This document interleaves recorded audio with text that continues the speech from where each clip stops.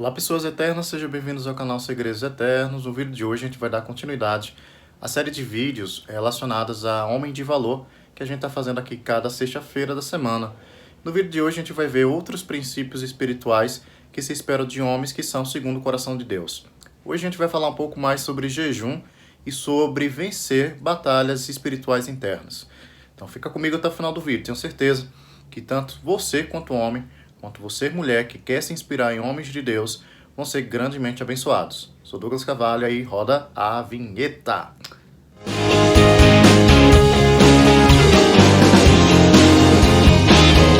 Então, particularmente hoje, a gente vai dar continuidade ao livro do autor Richard Exley, Homem de Valor. A cada sexta-feira a gente está postando vídeos relacionados ao conteúdo Deixe Livraço aqui.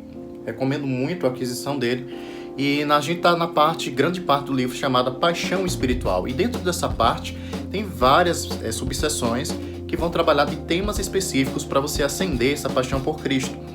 E basicamente hoje a gente vai falar da importância da leitura devocional, da leitura de livros à parte, além da Bíblia, né? A gente também vai falar sobre a importância do jejum e, além disso, a gente vai finalizar sobre como vencer fortalezas espirituais.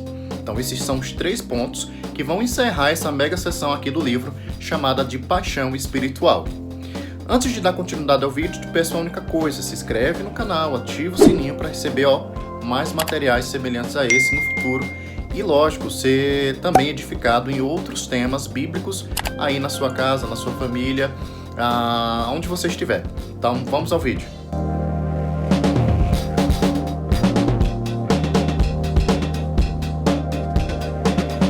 Pois bem, na cultura do jejum, o autor ele dá uma visão de que jejum não é algo voltado apenas para ministros, profetas, evangelistas, alguém que esteja atuando nos 5 dons ministeriais, ou que seja muito mais proeminente nessas coisas, no meio evangélico. Mas basicamente o jejum ele foi projetado para um público específico. Jejum, segundo as escrituras, foi requerido do mestre, na expectativa do mestre, para discípulos. E o próprio Jesus, ele deixa aqui no livro texto, ele espera que quem é discípulo, quem é seguidor dele, pratique o jejum. Tem gente que diz que o jejum só era para a época anterior a Cristo. Pelo contrário, o próprio Jesus, ele ressalta aqui no livro, ele espera que os discípulos, depois da retirada do noivo, quando Jesus ele ascende ao céu, portanto ele foi retirado, a igreja, que é a noiva de Cristo, que está se preparando para o grande encontro naquele grande dia com o Senhor, ela jejue. Então veja, é necessário jejuar hoje para fins proveitosos. E o jejum em si, ele tem um modo de ser realizado. A primeira forma é consultar o Espírito que é de Deus para que ele determine como ele deve ser realizado. A Bíblia não dá parâmetros de regras para se realizar um jejum. Por outro lado, você, quando lê as Escrituras, você vê, e aí ele trata isso bem detalhadamente no livro, que existem diferentes tipos de jejum. Existem aqueles, por exemplo, jejuns sobrenaturais, no qual, por exemplo, Moisés passou 40 dias e 40 noites sem comer e sem beber lá em cima, quando foi receber as tábuas da lei lá no Monte Sinai.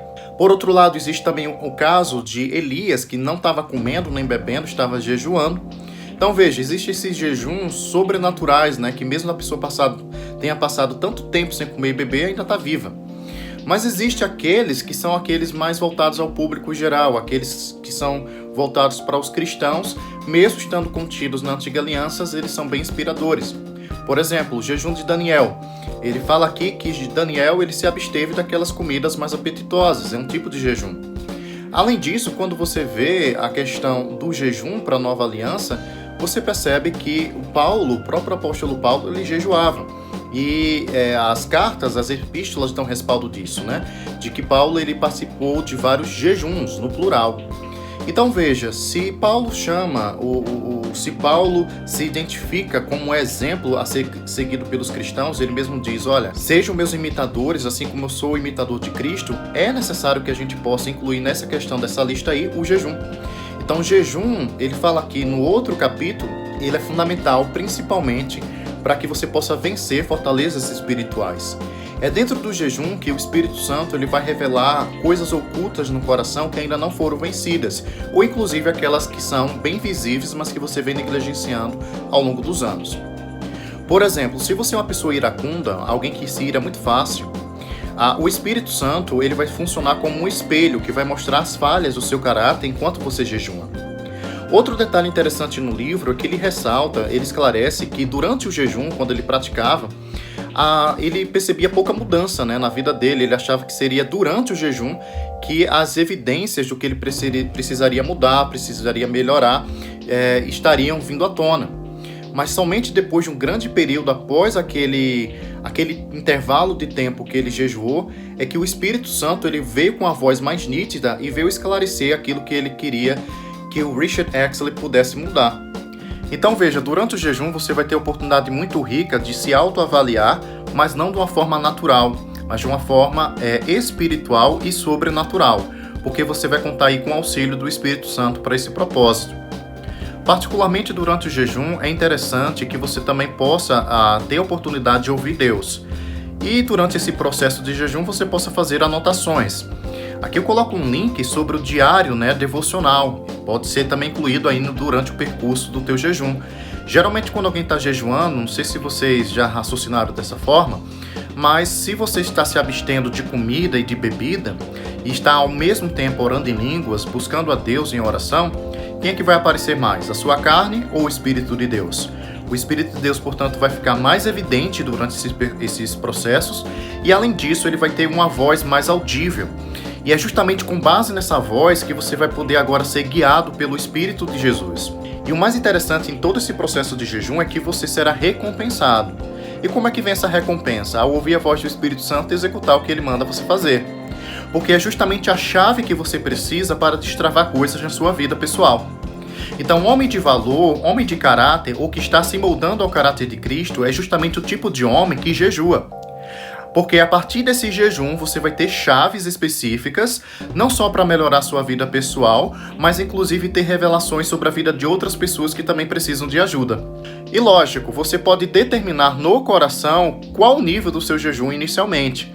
Por exemplo, se a palavra ela respalda que nós devemos dedicar um dia de descanso a Deus, a gente trabalha durante 6 dias na semana, mas um se dedica em descanso a Deus.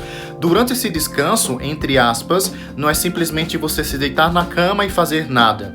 Durante esse descanso, você pode se abster durante o dia inteiro de comida e água, ou somente de comida e jejuar. Então, se você faz isso uma vez por semana, em um mês, em média, você vai ter 4 períodos de jejum. Então, veja, o ganho espiritual que você vai ter em relação a isso vai ser muito grande. Mas eu já vi relatos de pessoas me dizendo, por exemplo, Douglas, enquanto eu jejuo, geralmente eu tenho dor de cabeça. E aí, se for o seu caso também, o que é que você vai fazer, né, nessa situação? Quando você percebe que você está tendo dor de cabeça, isso indica que aquilo que você propôs de um coração não veio do Espírito, veio da sua própria vontade. E Deus não quer performance. O que é mais interessante para Deus é que você possa iniciar algo e se tornar fiel naquilo que você está fazendo. Então é mais interessante ser fiel no pouco para que Deus acrescente o mais. Então, por exemplo, você pode começar um jejum de meio período. E nesse meio período você gradativamente vai aumentando as horas. Então, nesse contexto, o mais interessante é, como discípulo, é necessário que haja um período de jejum. O como e quanto de tempo você vai dedicar a isso é entre você e Deus. Outro ponto aqui muito interessante do livro que ele fala é da leitura devocional. Ele fala da questão de você ler livros inspiracionais além da Bíblia. Ele coloca, lógico, a Bíblia como sendo o livro central da edificação espiritual de qualquer pessoa, mas em termos de homens, é necessário que você possa ler livros que edifiquem o seu caráter. Livros que vão ter embasamento lógico bíblico, mas ao mesmo tempo que renove a sua alma, inspire sua alma a viver coisas diferentes. Por exemplo, quando você lê um livro, né, eu tenho aqui atrás, se vocês perceberem, vários livros evangélicos, bíblias, mas basicamente eu compro esses materiais, tem até ali embaixo, eu compro basicamente esses materiais justamente para ter revelações de quem é o Cristo, de quem é Deus. Porque eu entendo que quanto mais eu conheço a Deus, eu sou transformado à sua imagem e semelhança. Mas em cada um desses livros, o mais importante é que eu posso estar aprendendo com as falhas de pessoas maduras, né? Pessoas que já levaram as pancadinhas aí na vida, entende? Então, à medida que a gente lê livros adicionais, livros que podem gerar valor na sua vida, você vai evitar dor de cabeça futura. Então é interessante que, como homem de valor, você possa também pensar em leituras que vão edificar áreas específicas da sua vida. O autor fala que ele tem alguns livros, né, na biblioteca pessoal dele, mas que os livros que ele possui, ou que adquiriu, foram guiados pelo Espírito para esse propósito. E que esses mesmos livros que ele possui podem ser que não sejam os seus. Então, para cada homem, Deus ele vai guiar a compra, a aquisição de livros específicos para moldar determinadas coisas pessoais em cada uma de nossas vidas. Então, o mais interessante disso tudo e aí ele fala bem interessante isso no livro, primeiro, busca o teu pastor, né? Pergunta, indaga a ele quais são as recomendações que ele daria para a aquisição de livros adicionais para devocional, para maturidade intelectual, financeira, em diferentes temas. Ou alguém que seja da sua confiança para a aquisição de determinados livros em determinados temas. O que interessa não pare de ler. Homem de valor sempre está agregando valor primeiro a ele mesmo. A palavra de Deus diz: ame ao seu próximo como você ama a si mesmo. Mas esse amar ao próximo como amar a si mesmo não é com amor natural, é com amor divino mesmo. A palavra diz que Deus nos amou primeiro. Então esse amor, ele primeiro deve ser guardado, deve ser armazenado em nossos corações para depois a gente estar transmitindo esse amor para outras pessoas.